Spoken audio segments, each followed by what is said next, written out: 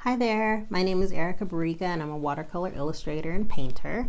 I have a website which is fluximagery.com, and I also have an Etsy shop which is where I have art prints of cute whimsical characters like mermaids and bears and fairies. So you can check out all my links down below. And if you are new here, welcome. And if you're not, welcome back. I just wanted to show you in this video some of my art pieces, where I started and where I am now. I have a course actually that goes over color mixing for beginners. So you can get there from my website at fluximagery.com/learn or in my Etsy shop. And basically there are so many things that I wish I had known more condensed, in a condensed way. I've been painting since 2010 and I've learned so much about color mixing, about color theory, about how to actually work with my watercolor and brushes. For a long time I didn't even understand really what I was doing. And I know there's a learning curve, but still it took a while. So that's why I created this course, so that it would be a much faster experience for you to really start to have fun and really understand why your paintings don't really go together with the colors and such. Let's just get into it, and I can't wait to show you all my little journey. So when I first started, I had no idea how the water actually worked with paint. So here I'm swatching some paints, which is normal. It's like how I would swatch right now. But if you look at this bird, I would lay down some paint, and then I would just pick up my brush and have it full of water and then touch my bird in order to have things mix. And that's not really what you want to do. That's why it's called a bloom. And sometimes blooms are nice because you can see the water rushes in and pushes the pigment away. So that's really not, if you're not going for that effect, that can be really frustrating when you're starting and not understanding when the areas are drying and what you can do. Because basically painting is like golf, and you want to have the least amount of strokes possible. So this again, I thought that I put one wash here and then I didn't leave it alone, and then I just put darker colors in here, and I didn't really blend anything. So that's why I have dark areas around here and dark areas on the ears, and I just don't have that seamless smooth type of blending. I was playing around here and I did get a little bit of that here, but I didn't know how I did it. It was kind of like a happy accident with this one, but really understanding, because the best part about watercolor is that you can't control it. So you work with that knowledge, but when you don't know that, it kind of can backfire there. But hey, you're learning, and I was learning, and it's great. So this was where I started.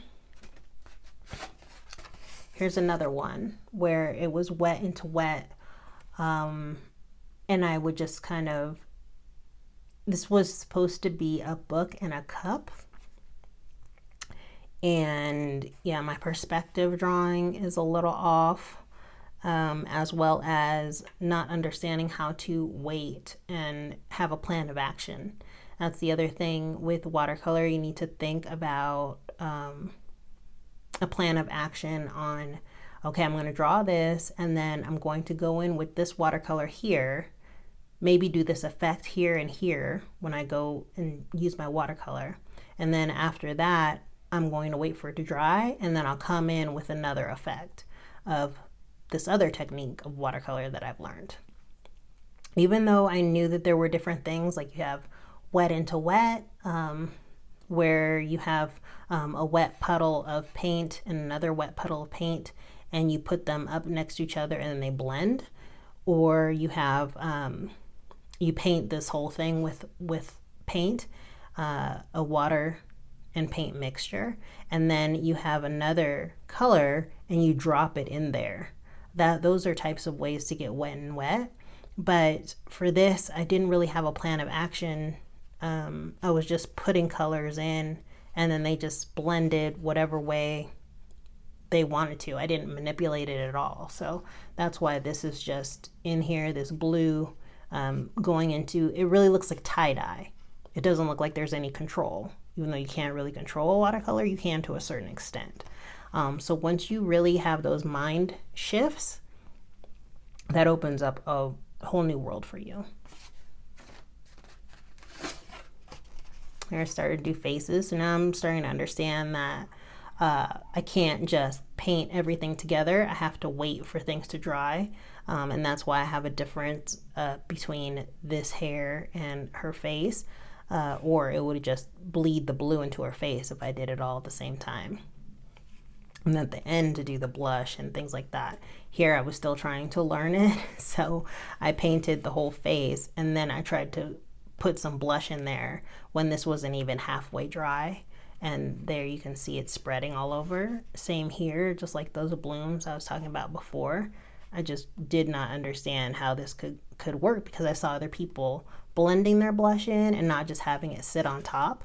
I really wanted that kind of style, and I couldn't figure out the drying times.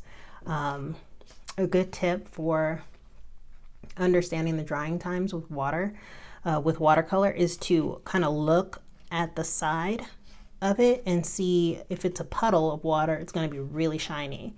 And then as it dries, it gets matte. So you can really experiment with the levels of dryness. So that's really helpful to help you determine that, so that you don't do like this. I put the blush in here, and it kind of darkened the whole face, like 3/4 of the face on this one. And then I got these weird blooms over here, which were not intentional. So that was good.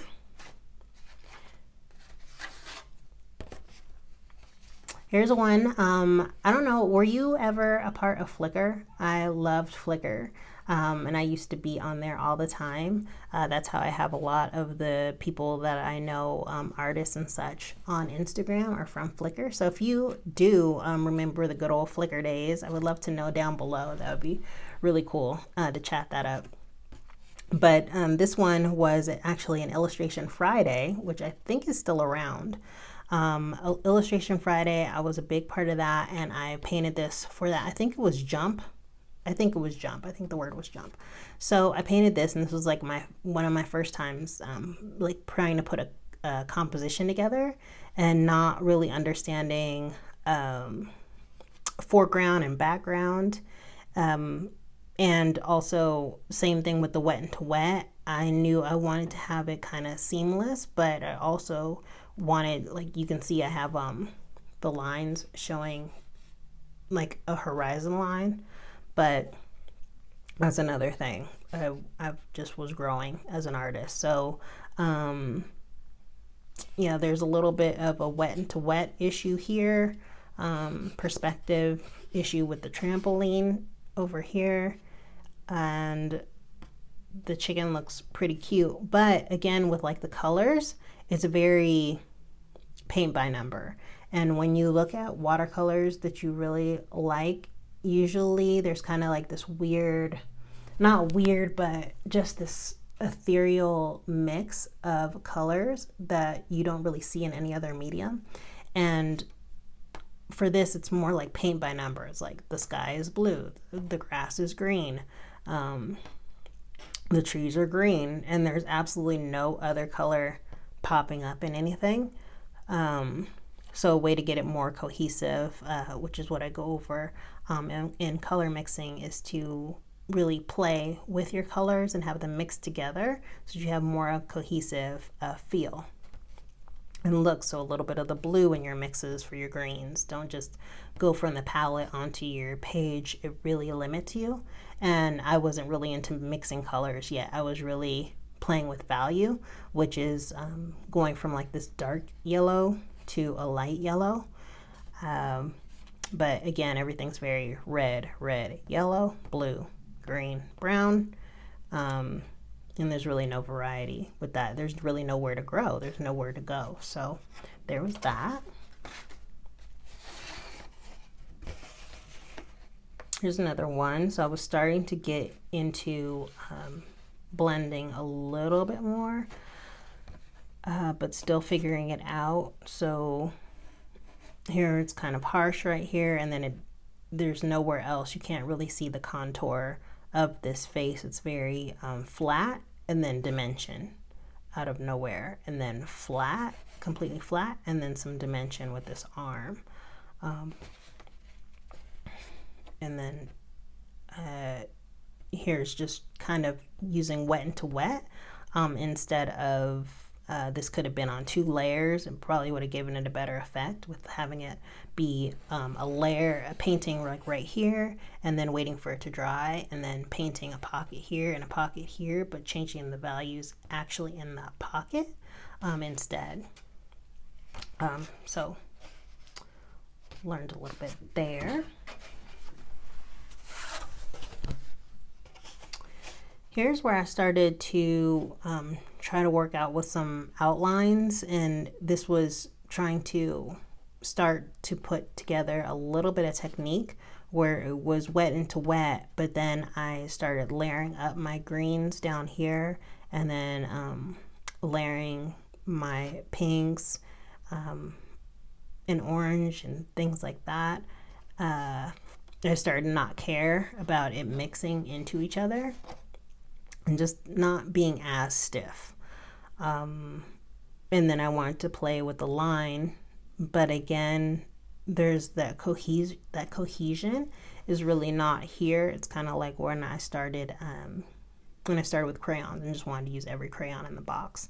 I didn't really have a limited palette, and that's what it's called, is using a limited palette, and that really goes a long way.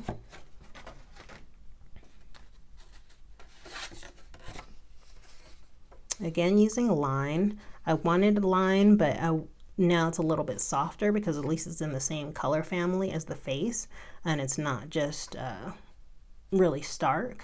And I didn't want to outline the hair. I was just very selective about where I was putting my lines, like on the mouth and things like that. And then here's doing a wet wash with the hair, and then coming back and putting the lines. I was trying to play with those washes again, and I'm starting to understand blush a little bit more. Here's this guy. So yeah, color theory, there's complements, and they contrast the most on the color wheel. So the complements that we have are blue and orange, like for the Broncos, yellow and purple, like for the minions, the good minions and the evil minions. And then we have red and green, which is like Christmas. And if you change the values, then it's really nice because they play with each other a lot better. But here, like when I was doing the wet into wet, there I really didn't want to do wet into wet, but it ended up being that way because number one, I wouldn't stop messing with it, and number two, I didn't wait until it was really dry. I think I had a different size brush too than what I really should have been using. So it's really fun. Like if you get into this, it's really cool to keep what you worked on and just see how your art's growing, because when you're in the moment, you just get frustrated and you don't know if anything's really resonating and changing.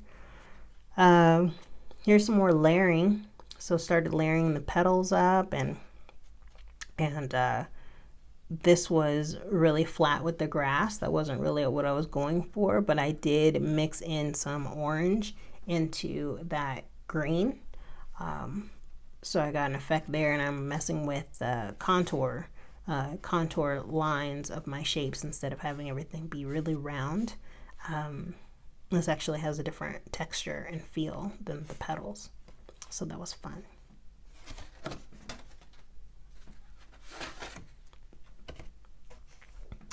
Here's this one, layering, not that much blending going on, a little bit on these feathers, but yeah, and there's a little bit of blending in the face, but it wasn't quite what I wanted. It was really hard for me to work with this paper too, cold press. I was so intimidated by hot press though, because it's so smooth, but now it's my favorite thing ever. It's because it also scans in really well with my art prints. With the nooks and crannies of a cold press paper, it's much harder. And that affected my line too, because it is bumpy. So whenever we're trying to get smooth lines, it wasn't really working for me. But this was interesting because it started to get like, I didn't have the right amount of water that I really wanted. So I kind of got a dry brush effect, not on purpose. So that's why it's bumpy here, because there wasn't enough water there. So yeah, just really trying to feel my way around how much water to use.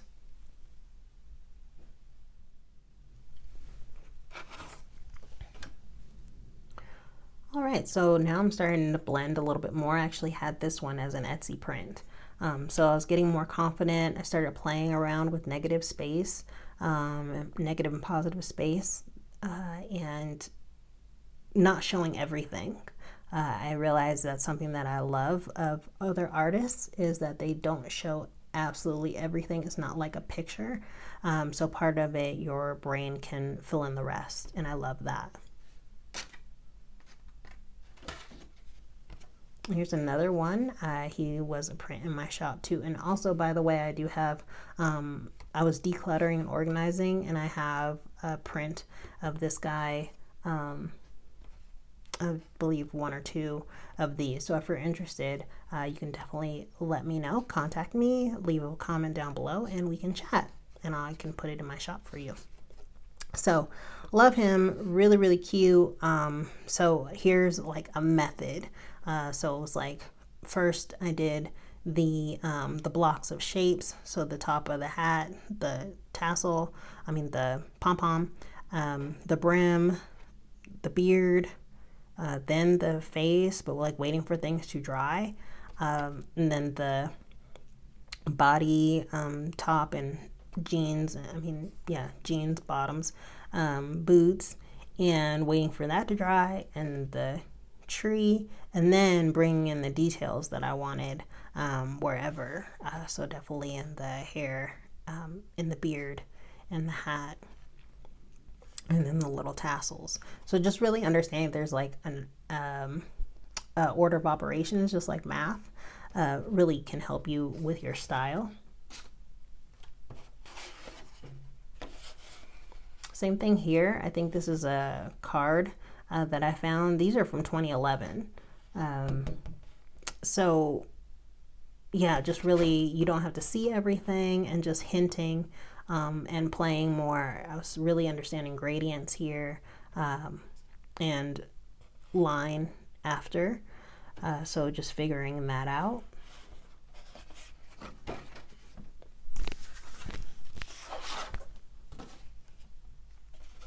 There's a little bit of more character design. Really love playing with these gradients and mixing. So then I really started getting into more and more into mixing, and I finally was like figuring out blush and value a little bit. So this was really exciting. I love this one. And I think this was Illustration Friday too, because it was hibernation and active. So that was cool.